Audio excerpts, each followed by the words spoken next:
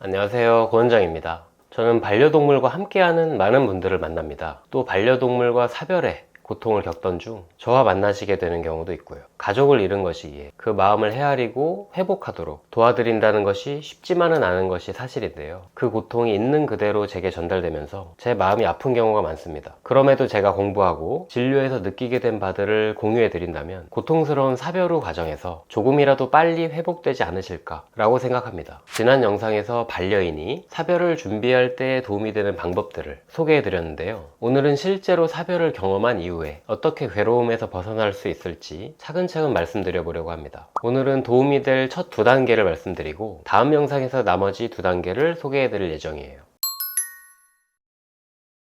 사별도 마찬가지지만 모든 충격적인 변화를 겪은 후에 가장 필요한 첫 단계가 이것입니다. 너무나 고통스러운 이런 현실이 내게 닥쳐왔다는 것을 인정하는 거예요. 펜로스 증후군을 극복하기 위해서는 반려동물을 애도하는 과정이 반드시 필요합니다. 그러기 위해서는 꼭 첫 단계인 인정, 수용의 경험이 필요합니다. 때로는 반려동물의 죽음을 받아들이지 못하고 떠나보낸 기억을 떠올리지 않으려고 억지로 노력하는 등의 경우들이 있는데요. 미리부터 적절한 애도 과정을 겪어왔다면 경험하지 않아도 될 더 깊은 마음의 병을 얻을 수도 있습니다. 좋은 방법 중에 하나는 애도 글쓰기를 하는 거예요. 글의 형식에는 너무 구애받을 필요는 없습니다. 다만 첫 문장은 이렇게 시작을 해보세요. 나의 반려동물 누구누구는 세상을 떠났다. 이렇게 사별을 인정하는 첫 문장을 적었다면 이후에는 사별에 대한 내용과 나의 감정, 생각을 정리해서 덧붙여 써봅니다. 사별이 언제, 어떻게, 무슨 이유로 일어났는지를 먼저 적어봅니다. 그 상황이 너무나 고통스럽다면 무리하지 말고 쓸 수 있는 만큼만 쓰면 됩니다. 많이 적는 것보다는 나의 생각과 감정을 정리하는 과정이 더 중요해요. 사별 당시에 머릿속에서 떠올랐던 생각과 감정을 먼저 써보고 지금 글을 쓰며 떠오르는 생각과 감정도 함께 적어보세요. 현재 내가 어떤 상태인지를 알게 되면서도 어떻게 내 생각과 감정이 변화해 왔는지를 알 수 있게 됩니다. 마음이 찢기는 듯한 고통이 글을 쓰고 있는 동안은 조금 덜해졌다는 사실을 깨닫게 되는 경우도 있습니다. 고통이 덜해지는 경험은 지금의 고통스러운 순간도 언젠가는 끝날 수 있을 것이라는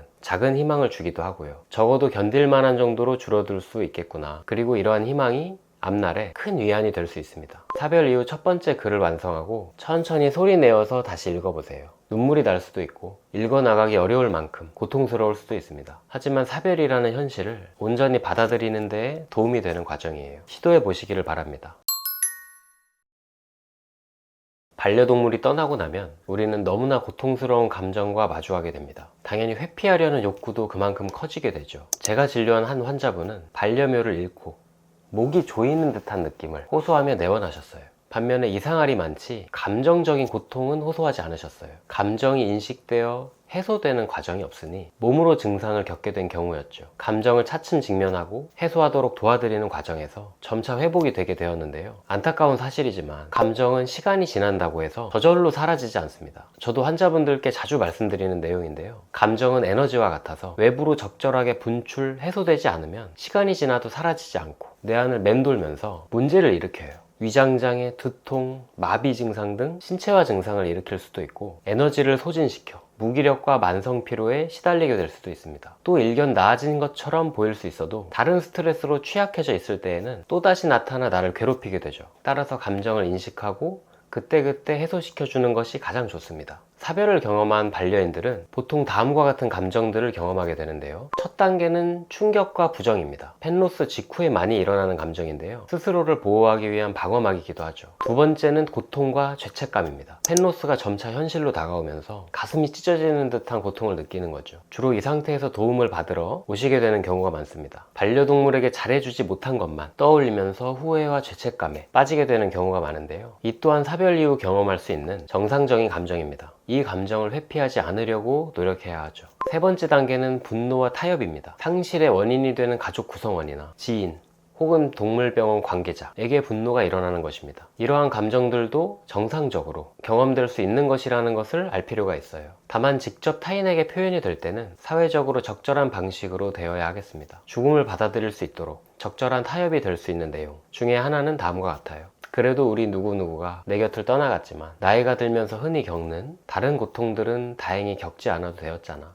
네 번째 단계는 우울, 숙고, 외로움입니다. 이 상태에서는 무척 깊은 그리움을 경험합니다. 사랑하던 반려동물을 두 번 다시는 보거나 만질 수 없다는 현실이 더 뼈아프게 다가오죠. 때로는 공허감이나 절망감에 빠지게 돼요. 이 시기에는 주변인들의 지지와 위로가 필요합니다. 어느 정도의 우울감은 정상적인 감정일 수 있지만 무기력, 불면, 식욕 저하 등 신체적인 징후가 오랫동안 같이 동반되는 경우라면 따로 치료받아 보는 것을 생각해 봐야 해요. 5번째 단계는 상승기입니다. 이제 상실의 경험에서 조금씩 벗어나서 일상으로 돌아오기 시작합니다. 가끔 마음이 힘든 때가 있기는 하지만 스스로 일상을 지내볼 수 있겠다라는 생각이 듭니다. 대인관계에도 조금씩 변화가 생기고 지인을 만나는 스케줄을 다시 잡기도 하고 완전히 즐겁지는 않더라도 이전보다는 조금 더 편안한 시간을 보낼 수가 있게 됩니다. 6번째 단계는 재구조화와 마무리입니다. 예전과 비슷한 삶으로 돌아오고 일상을 무리 없이 소화합니다. 이제 떠나간 반려동물을 이전과는 다른 방식으로 받아들일 수가 있게 되죠. 일종의 수호천사나 어떤 기억과 감정의 집합체 또는 계속해서 나와 연결되어 있는 소중한 존재로 믿고 받아들이게 됩니다. 마지막 단계는 수용과 희망입니다. 나에게 일어난 현실을 온전히 수용하고 반려동물에 대한 기억과 감정을 다루는 방법을 깨우칩니다. 이전에 아무런 걱정 없고 행복했던 시절로 돌아갈 수는 없겠지만 삶의 목표를 다시 설정하고 그것을 성취하기 위한 궤도에 다시 올라설 수가 있게 됩니다. 중요한 점은 여기 언급한 이런 감정을 느끼는 여러분은 지극히 정상적인 반응을 보이고 있다는 것입니다. 반려동물을 그동안 아끼고 사랑하고 보살폈던 당신은 이러한 감정을 느끼고 표현할 권리가 있어요. 감정에 직면해야 하는데 만약 아무런 감정이 생기지 않는다면 어떻게 해야 할까요? 좋은 방법 중에 하나는 떠나간 반려동물에게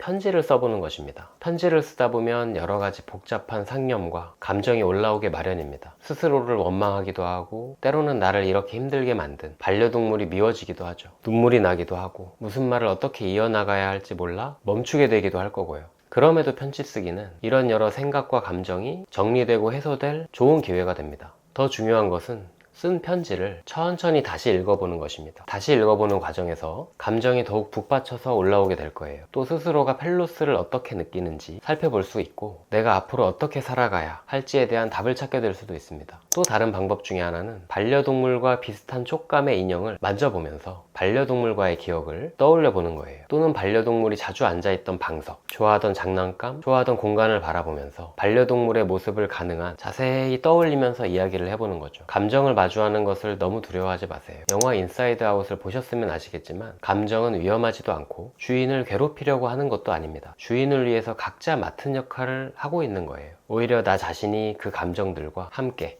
잘 살아갈 수 있다는 사실을 배우게 될 거예요. 이런 과정들을 통해서 감정의 에너지가 어느 정도 빠져나가게 된다면 점차 더 안정적이고 평화로운 시기가 찾아오게 될 것입니다.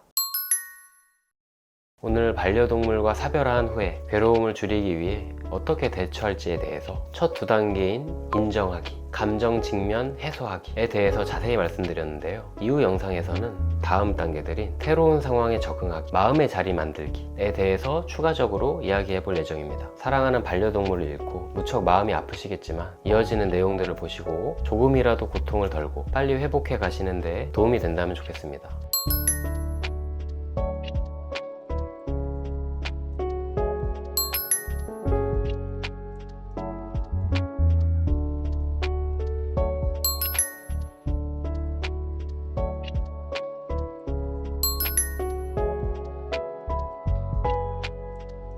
영상이 도움이 되셨다면 구독과 좋아요를 부탁드립니다.